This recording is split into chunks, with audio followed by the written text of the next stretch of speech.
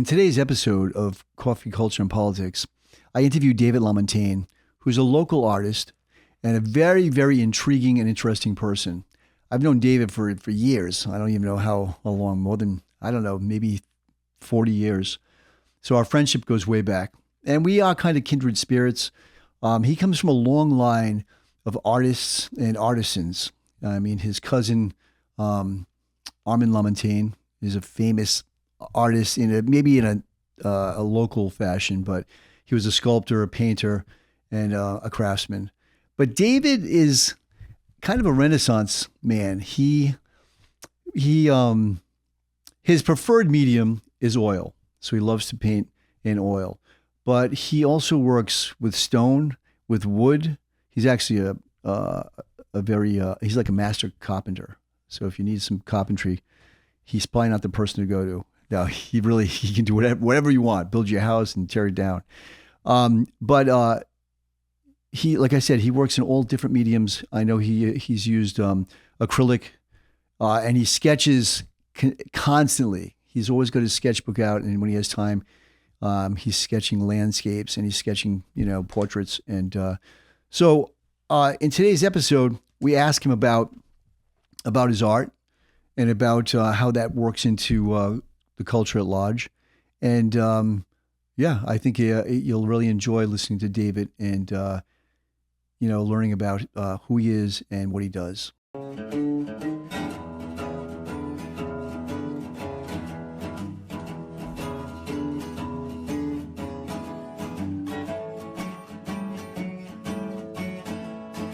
So your medium of choice is oil, but you love to sketch. So tell me about. Yeah, I love sketching. I one of the things that I really like to do is use pen and ink, and so I use more or less a rapidograph. It's an archival ink. It doesn't bleed, and I like using that. There's something about the way I have to approach it that I have to think of how it's going to be drawn so that I'm not putting lines because you can't erase. Right. So it's a subtractive process that has to happen there, and you have to think ahead of how it's gonna end up. It's almost like your study, though, right? So sketching is the essence of your art, right? Well, it's certainly that when you're about to do a painting, I'll do a quick sketch. I'll get an idea because I can at that point I can see what my proportions are going to be, and then it's going to be blown up onto the page. I don't actually have to use something where it's projected, but I'll have all my proportions. So I like doing a drawing because I can see how my composition is going to lay out, where my negative spaces are, and those are super important. And there's a whole other issue there with that. But right. Yeah. So where did you learn? Would you say your formal training? Where did that begin? Well, formal. Early on, like I said, my sister. We were talking earlier about my sister. She had a little studio in the basement, and I remember seeing all those paintings. And she was a painter. Yeah, she did a lot of painting. She did a lot of drawings in pencil, and I always was so amazed. She was just like my idol. That's just like my hero, just always drawing. So that really helped me to want to continue to draw and paint. And then as time went on, so I sketched throughout the years and got into high school and did what a lot of kids do. You draw album covers and kids are like, "Oh, you're so good at it," and you're not, because you're not really seeing like an artist. You can copy things, right? And a lot of people who copy, that's good practice, but you're not really seeing like an artist sees. You're not creating. What does that mean, though? To see like an artist is to create space, to create air, to create three-dimensionality, and to be able to do it out in life, not just under a controlled situation where you're looking at an album cover with something. The album cover has already been created. Somebody has already done all the work, and you're just copying that. Whereas when you go, say I want to go do a train station, I want to go to Kingston Station down at URI, which is an old Victorian, beautiful old station. And you sit there, and I remember the first time I went to go do that, it's like, this is going to be great. It was horrible. I couldn't do it. I realized, man, I've done that. It's so hard. No, in Spain, I was sitting outside of the cathedral in Leon. I'm like, I'm just going to draw this. And I was like, I'm not. People were like, can I see that? I'm like, no, it ran away. You can't see this.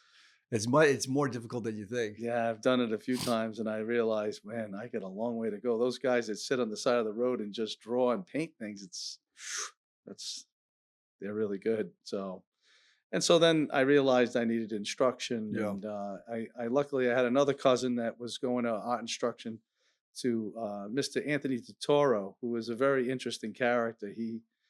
He was an artist in Providence, and he had started out. He was a World War II vet. He was actually in the Bataan Death March. He's seen Oh so wow. much tragedy in his life, and when he came back from the war, he wanted to be an artist, and so he went to RISD and he started to learn how to draw, and then he became an artist, and that's what he did. He was an artist. He drew. He actually was an art teacher at Hope High School for many Oh, years, interesting. and he did a lot of private works. He sold works, but a lot of his works were had to do with the trauma that he had gone through in the war. But he had such a beautiful, unique style, and I learned a lot from him. I learned a lot of the basics in drawing, and then from him, I went to school in New York City. I studied at the Art Students League for 6 months. It didn't work out for me to stay there financially, so I came home, started working, and I put myself through school. I went to school at Rhode Island College and got a scholarship for quite a bit of the schooling as I went there, and I graduated as in the fine arts program there. So that was a really good help. And then when I got out, the consensus was that either you could teach. Getting into the business was tough, and so I got married and I wanted to have a family, so I had to kind of and there was a lot of things in me that I wasn't sure of myself, and so I didn't pursue art the way I really should have, but and that's why I am today at this point. But I certainly have over the years I've continued to study and I continue to draw, and I'm drawing all the time. I always thought to myself, someday I'm going to have an opportunity, and I'll be ready for it. I'll be ready to take that opportunity Right. when I get there. And When that window opens. Going back to your comment about the gentleman, what's his name from the war? oh, Anthony Totoro. Right, right. It's kind of mysterious how so much art is produced because of the traumas of war. You know what I mean? Like as a person that reads a lot, well, not really a lot, but I can barely read. Um, like Tim O'Brien, his books on Vietnam. It's just I like Tim O'Brien a lot, but it's just interesting concept that so much is produced post war as far as artistically, maybe painting, but also definitely literature.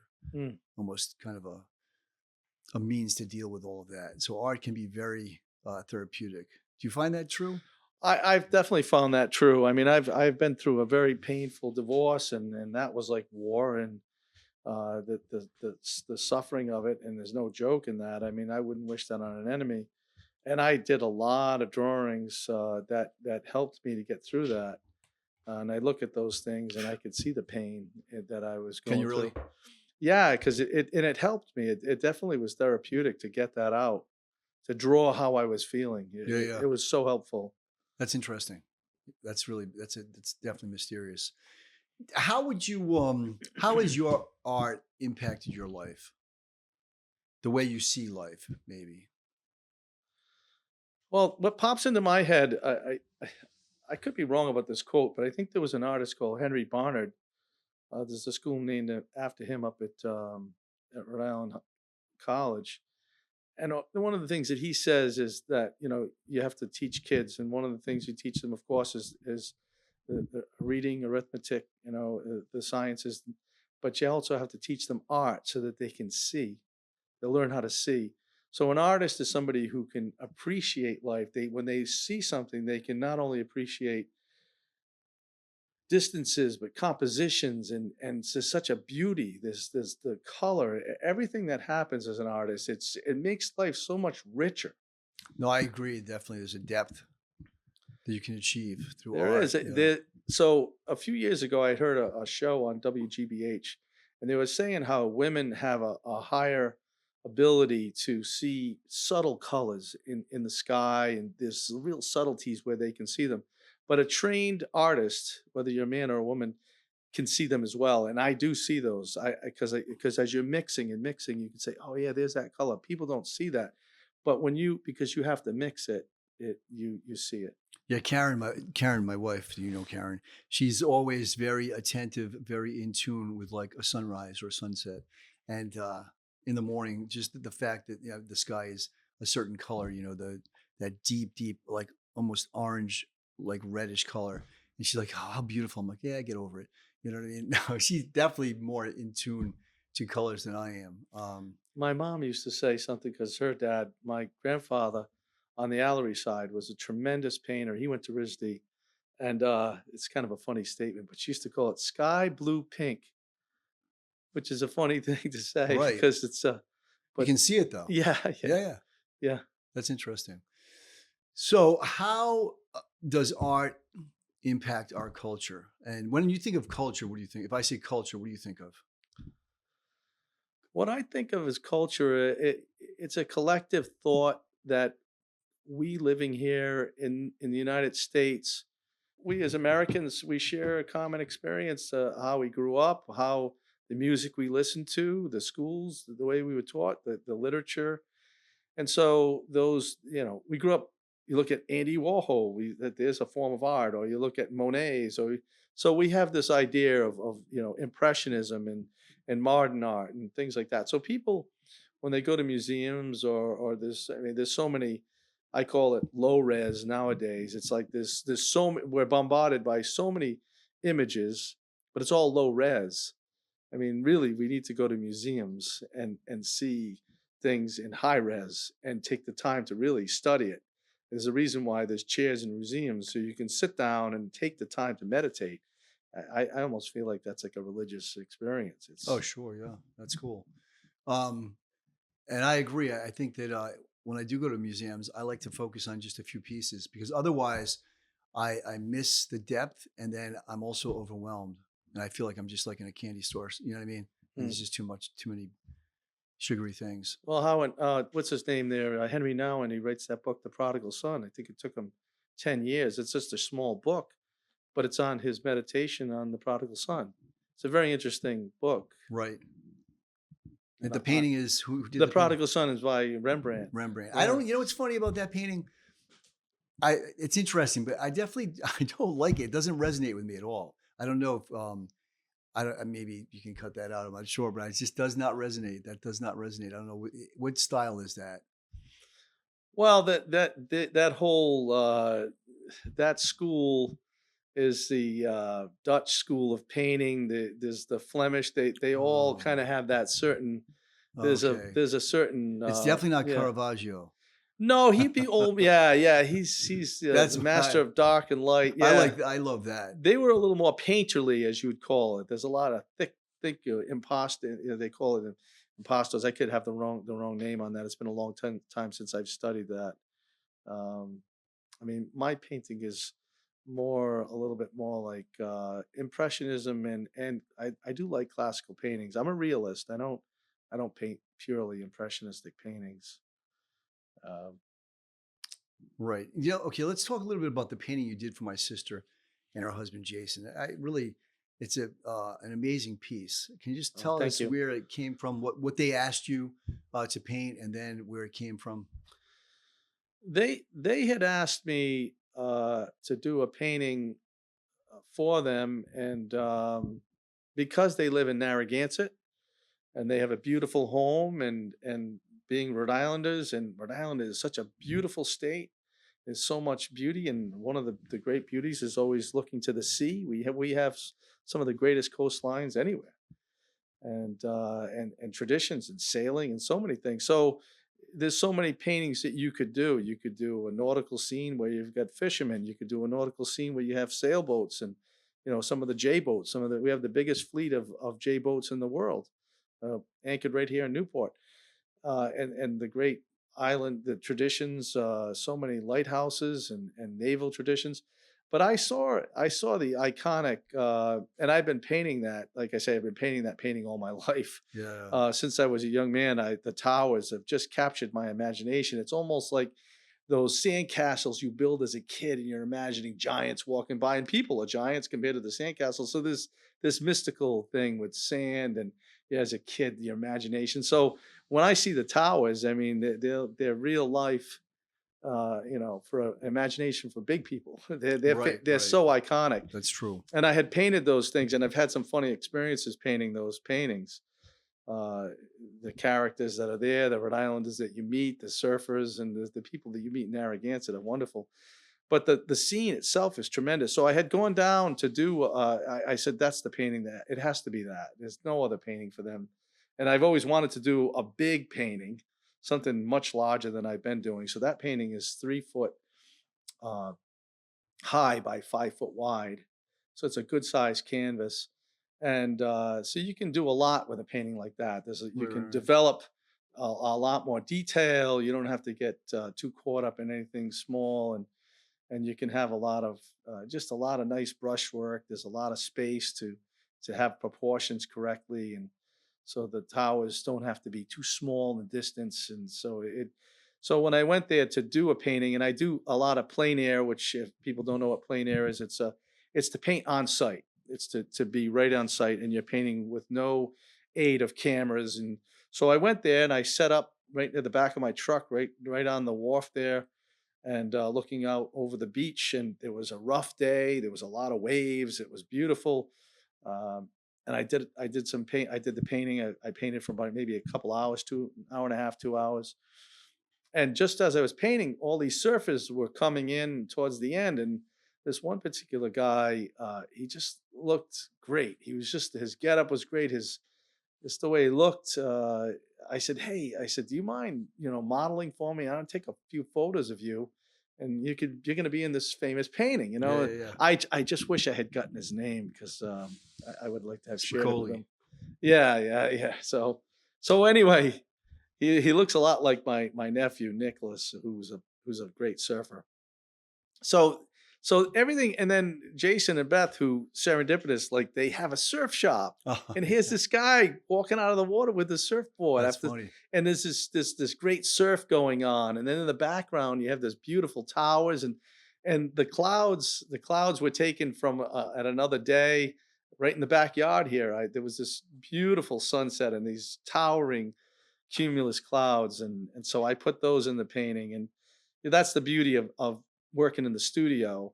I had the other reference, as the plein air painting, the reference for the colors that I needed. I didn't have to rely on the camera, which is a liar. It doesn't tell the truth in terms of colors. So I was able to get the colors, from the I original hope these plein air. cameras lie a little bit. Well, anyway, so that's basically how that came about. And it was Yeah, it's a yeah. beautiful painting. Thank you, Beautiful. Yeah, thank yeah, you. I love it. Tells a story. Like you said, it's more of a narrative. Yeah, as you look at it, you see more and more the trucks in it. And the blue truck is my buddy just had a brand new Ford, and that Ford's in there. That's funny. Yeah, That's really so funny. yeah, so Now, do you believe that everyone can learn to draw or to paint? I do, but I don't think that people would want to. I think Right. that's not their thing, and I don't think that people should be forced to do that, because then that's just not natural. Yeah, it's funny because when Yeah. I was talking to my sister-in-law recently, she's like, "Oh, you used to." We went to school together, same class, and so you have art class, and you had to copy. In one of the classes, you had to copy the nun's drawing, and whoever came closest to her rendition got the prize for the day, which was, who knows, maybe a rap on the knuckles. But she said, "Oh, you used to draw a lot," and I did. I used to copy. I used to copy a lot, and it's not something that I find it very difficult now because it's so you have to be so attentive. You have to see with such an intensity, and I'd rather write than draw. So I totally agree with you. It's definitely not for everyone. I think there's a great deal of patience that you need as an artist and as a writer too. I mean, possibly, but it's definitely different. So I would agree with you that Yeah, I think that so you're honing your craft as a artist. You're creating what you say, a narrative. So as time goes on, you're no longer just saying, like my brother has a saying, we don't need to practice anymore. But you kind of still do. You do have to keep your hand in it. But now you can go beyond and tell a story. I was at I've joined the Northeast Art Guild here in Putnam. I'm also a jam member at the Wickford Art Festival, not Art Festival, but the Art Association of Wickford. And so, but I was up here the last meeting, and this guy came in, an outside artist, and he was giving a talk on his art, and it was great. It was wonderful to listen to him and see how he approached art and his zeal. It was just great. And as he sat there, I just looked at his clothes and his what as he talked. So he fit the part, the way he looked, the way his what happened in his life, and the clothes that he was wearing. It's just like, yeah, this guy's the real deal. He's his. And so as I started to sketch him, his paintings were behind him. He was a woodworker. There was part of the casings that came down. That became I included part of the woodwork in the building, which is something he would have done as a carpenter because he was a carpenter as well.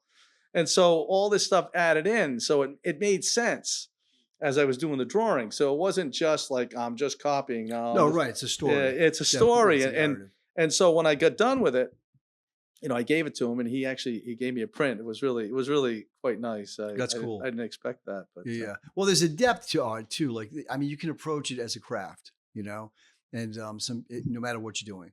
But then there is a line, a mysterious line that you can cross over with enough, like you say, practice and enough, I think, enough love for what yeah, you're doing. That's even in writing. You can see anyone can craft a paragraph, but can someone write, a beautiful sonnet or write a paragraph that's going to really ring? Even in a great piece of writing, um, even the greats only seldom create beautiful paragraphs where you read it and you're like, wow, that's beautiful. You know what I mean? and there's some meanings in there that are hidden, maybe even to the artist that are serendipitous that realize, oh, wait a minute, that works, Yeah, usually there's that's the mystery of art. Yeah, yeah. It's always layered. Yeah, yeah, that's cool. All right. What about? I'd like to know your perspective on a culture or a society without art. What do you think that looks like? What does that look like? Oof, frozen. Like Yeah, communism, yeah. a That's lot of a lot of cement. yeah. I mean, I hate to say this, but if you ever walked into the oratory and then you go upstairs in that building of that beautiful church on the outside, and you walk on the inside, and it's seriously disappointing.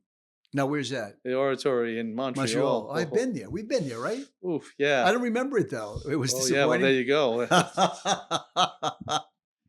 Yeah. Well, that's kind of like the opposite in Spain. Like a lot of the small churches that you go into, the exterior there, it's it's beaten down by the weather, but you go in, it's fabulous. It's beautiful. Yeah. Sometimes it's simplistic, but oftentimes it's really breathtaking. The crypt church, the original church, I think that Brother Andre had started and maybe had overseen the design is just tremendous. It's so beautiful.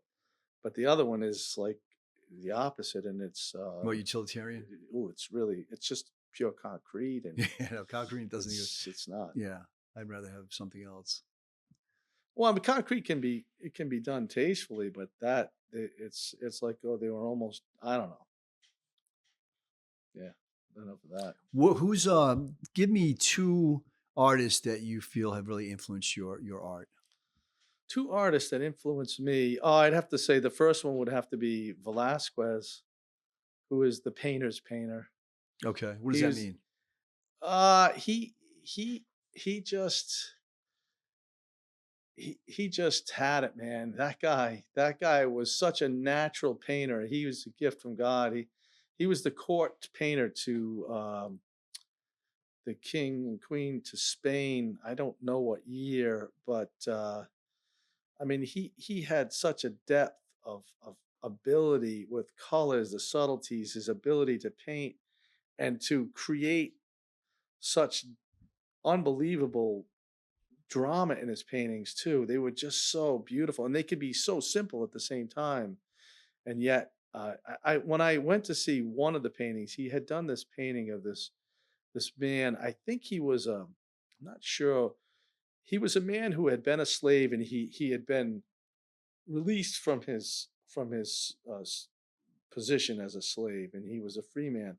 And the way he held himself, Velasquez caught his soul. It took my breath away when I saw that painting in real life. I almost felt like crying. It was incredible. It was one of the most. It felt like I met the guy.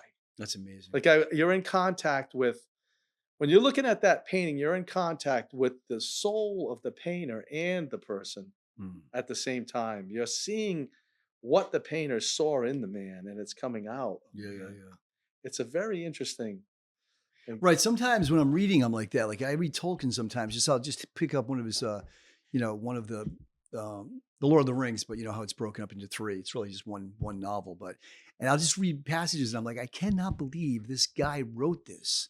That this guy was alive, smoking his pipe, drinking his pint, and writing these passages. I'm just blown away, and it's such a gift. I'm so thankful to God that Tolkien was around. To write what he wrote. Yeah, there's a quote. There's a quote that I like that Peter Kreeft says. There was a young girl who was about 13 or 14 after she had finished the whole series, The Lord of the Rings. She was weeping, and her mom says, "What's the matter, honey?" And she said, "I didn't realize that someone could write something so beautiful." She just was weeping. I could weep now. Yeah, it's just that's how incredible. I feel. No, yeah. That's like that's a gift, like you say, when you encounter a painting like that does something to you. Yeah, I mean, there's another painter that I would have to say that I really admire. Boy, that's a tough one. There's so many that I admire. He's the first one that comes to mind. I mean, I'd have to say another one would be probably Winslow Homer. I just really I love his work. I think that he was he was a real deal. He was such an original painter. His work has such a beautiful loneliness to it, and a real his nature, everything that he does in his watercolors. I haven't done a lot of watercolors, but there's such a mastery to them.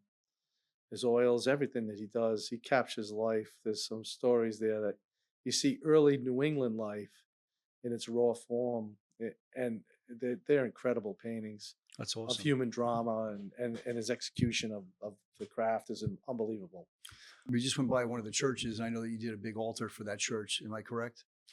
I did an altar for the shrine at St. Teresa's. I've done altars for different churches in the state. Right. Yeah. But what about the installation at St. Teresa's? St. Teresa's, the Rosary Walk. So that's the 4 different mysteries: the joyful mysteries, the mysteries, luminous mysteries, the sorrowful mysteries, and then the glorious mysteries. And it's done in a circle. And so there's 10 different monuments, and then there's a mystery on either side, to a total of 20 different mysteries. And each image was drawn and then turned to digital, professionally turned into a digital format, which was then burnt onto polished granite. The images were blown up from, say, like they were 20, I think they were like 19 by 26, and they ended up being, that the proportions ended up being maybe 2 feet by 3 feet. And so these are polished pieces of really nice, beautiful black granite, and then it was etched so that it's permanently in there, and it's be in there for who knows how long, hundreds of years. And it's impervious to the weather. So, and then we had made the monuments, and these images are attached to that. And there's a walk that you can do the whole walk. So to talk about how, as far as how I did it, I didn't really have a lot of time to think about how other people would see it. What I did basically was focus on the fact that, like I had input, we had a priest, Father Joe's had this vision to do this, and it was a wonderful vision because it was in keeping with the buildings of the church. There's the brick, and so the architecture of these things match what's going on at the shrine. That's cool. And it was a great idea. What he didn't understand was the fact that you can't just go online and say, well, just get it offline and just put it on the stone. Well, then you could get one that looks like a coloring book, and then you can get one that looks like an old master's drawing, and you could get one that somewhere in between or anywhere. There's just like an endless possibility. So and I told him you need to have somebody that's going to do all these drawings and make them from the same hand, whether they be pen and ink, whether they be painted, whether they be drawn. So I think that the cheapest thing to do if you're going to try to do it within reason, and that's we didn't have a lot of money, so we just did drawings. So I couldn't really think about what the public was going to think so much as opposed to let's try to get all these drawings done in a way that would be have a continuity to them all Right. and also be art and beautiful. And how are they going to look blown up? Well, if you do a fine pencil drawing with a small lead, I used a lot of mechanical pencils, and it was just regular lead. It was HB to basically like down to like a number 2 pencil. A lot of it was done with just a number 2 pencil sharpened. And so, and that's a softer lead. So uh, at that point, the lines were thin, always sharp, and so when they got blown up, they're thicker, and so it has a grittiness to it when it's a little bit bigger, and it copied well. It transferred really well onto the larger scale, and it was fun for me. I put different people in there. There's fathers in one of them, and Deacon Rick's in another one, and I got my brother-in-laws in there, and Yeah, yeah, yeah. my son's in one of them, and there's just different people that I That's knew. cool. So That's it was really fun. cool. So yeah, that was How great. long did that take, that project? Each drawing with the research, I took a lot of images online. I would look up classical drawings and I would incorporate 2 or 3 of them so that they wouldn't be just like copying from online. So that some of them are like almost completely designed, almost originals, and a lot of them are a composite of ones that you'd see on the internet. And each drawing, on the average, was probably about 30 hours or Wow. so Yeah. to do a drawing, or maybe 30 or a little more hours. That's Yeah, amazing. about 20 hours to do the drawing and at least 10 hours to do the research Yeah. to kind of come up with an idea, then put it together. Right.